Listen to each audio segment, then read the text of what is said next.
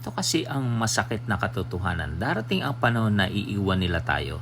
Yun ang nagdudumilat na katotohanan nga. Ang nais ko lang iparating sa inyo, habang nariyan sila, ipakitang mahalaga sila sa pamamagitan ng pagkalinga, paglingap, at higit sa lahat, pagmamahal. Hindi yun nakita sa aksyon lang, bagkus ipinaparamdam, sinasabi, at ipinapakita. Kung naipapakita natin yun sa ating mga magulang, mas madali na natin yung gawin sa mga taong nasa paligid natin. Yung maging considerate at mapagmahal.